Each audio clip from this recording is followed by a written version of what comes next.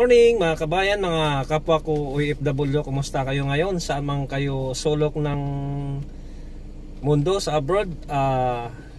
Shout out sa inyo lahat, mga kabayan, mga kapatid. Ang pag-usapan natin ngayon mga kabayan ay tungkol sa revenue. Dahil mayroong mga kapwa natin sa YT na nagtataka bakit na wala yung revenue nila. So ganun din ang na-experience ko, nawala din yung revenue ko.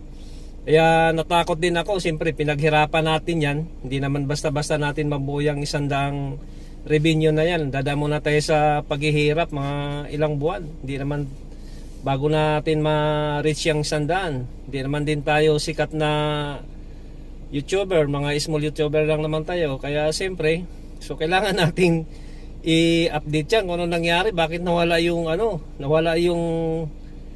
revenue natin sa Google AdSense.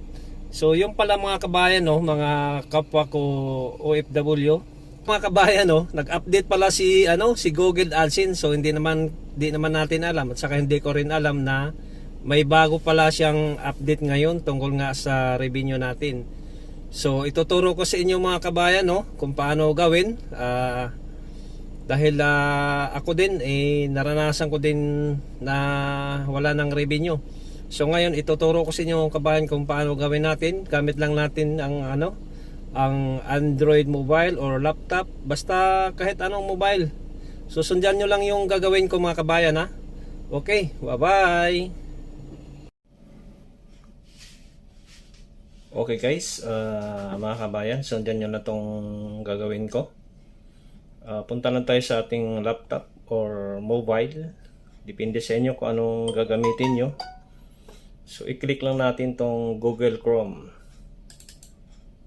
Ayan.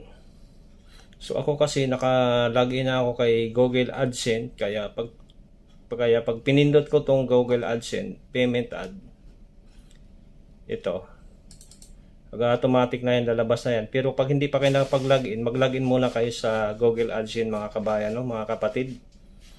So pinindot ko na yung Google AdSense. So ito na yung lumabas. Ayan, nakita nyo mga kabayan.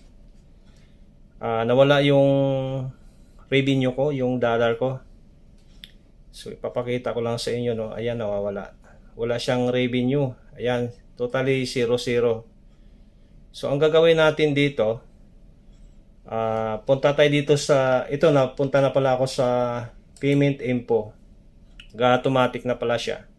So nakikita nyo dito mga kabayan itong nasa taas itong payment account AdSense Philippines. So i-click lang natin to mga kabayan, kasi alam ko baka nagtataka kayo bakit nawala yung dollar account nyo, yung revenue. Ganyan din ako dati. So nag-search lang ako sa YT tsaka nagtanong-tanong. So ito nga, punta na tayo dito sa Payment Account AdSense Philippines. I-click lang natin ito mga kabayan. Ayan. So nakita nyo dito sa taas, meron na siyang check, itong Philippine US dollar. So ito yung una, kasi nag-update nga si Google AdSense na panibago. Ginawa niya ng Philippine US dollar.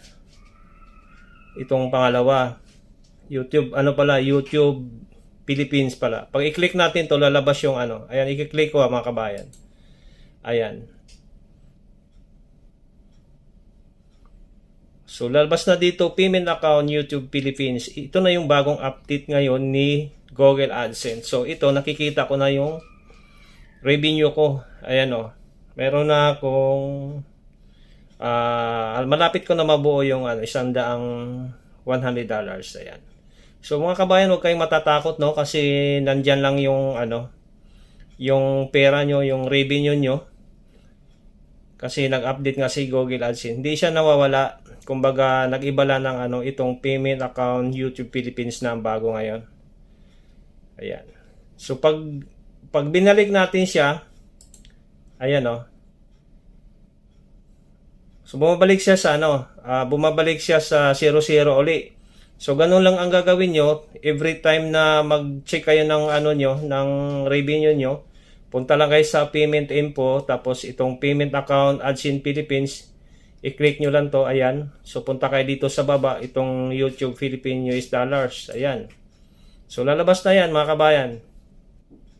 Ayan o, huwag kayong matakot na nawala yung pera, no? Nandyan lang yan. So ganun din ako dati, nagkaroon ako ng doubt. So pinabayaan ko lang, kasi umabot na ng 1 month, di pa rin bumabalik. Kala ko, i-refresh ko lang. Yung pala, hindi, nagbigay pala siya ng si Google AdSense nagbigay ng bagong update. So yun lang mga kabayan, sana nakatulong sa inyo itong binigay kong tutorial, no? Kasi ako dati natatakot din ako. Sana nakakuha kayo ng idea. Kasi kahapon nga may tumawag pa sa akin, may nagtatanong pa bakit ganito. Nawala yung dollar account nila sa sa Google AdSense. So binigyan ko rin sila ng information na ganito ang gagawin. So kaya ito ginawa ko na ng video para mapanood niyo mga kabayan. Okay mga kabayan, sana nakakuha kayo ng idea, nakatulong yung video na sinishare ko sa inyo kung paano i-open natin yung bagong update ngayon ni Google AdSense. Maraming salamat. Sana nakatulong sa inyo yung video ko na sinishare ko sa inyo.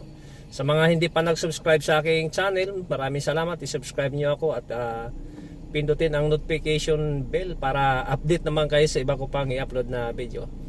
Maraming salamat. Ingat tayo lahat. Bye-bye.